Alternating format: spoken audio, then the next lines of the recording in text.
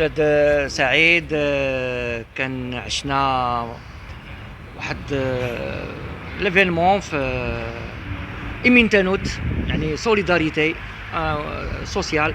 تكلمنا على هذا. هذا واحد الحدث عشناه صبيحة اليوم، ينفرد عن التظاهرات الرياضية الأخرى. علاش؟ لأن هذا سيدخل في إطار روح المواطنة الصرفة، لأنه احنا تنطلقوا من مبدأ أنه الرياضة والرياضيين القدماء نجوم الرياضة، ماشي كرة القدم بل كل الرياضات خصهم يكونوا في خدمة المجتمع المدني، وخاصة هذوك الفئات اللي هما في حاجة لتضامن.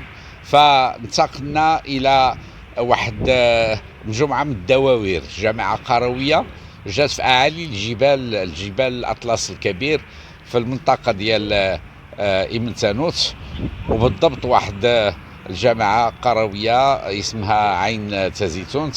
علاش؟ لأن هذه الجامعة هي من المناطق المتضررة من الزلزال ديال 8 سبتمبر الأخير، زلزال الحوز.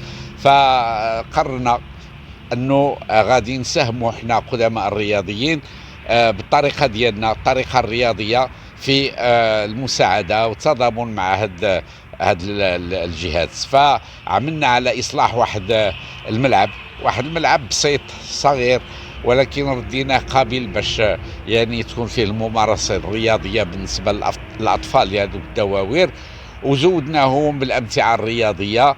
وكان حدث ناجح للغاية بالحضور ديال السيد العميل والهيئات المنتخبة، وخاصة الوجوه الرياضية اللي مألوفة معروفة، اللي عطت الكثير الرياضة الوطنية وما زالت تعطي، لأنه تعطي بالطريقة ديالها، هو أنه تجعل النجومية ديالها والمصداقية ديالها والشهرة ديالها في خدمة الوطن. وحنا قمنا بواحد العمل ديال المواطنة اليوم، نتمنى بانه غادي يكون لنا في ميزان الحسنات، وحنا باقيين غاديين على هذا الدرب ديال التضامن وديال المساعده ديال الناس اللي في حاجه الى مؤازره، يعني في اي منطقه من المناطق المغربيه.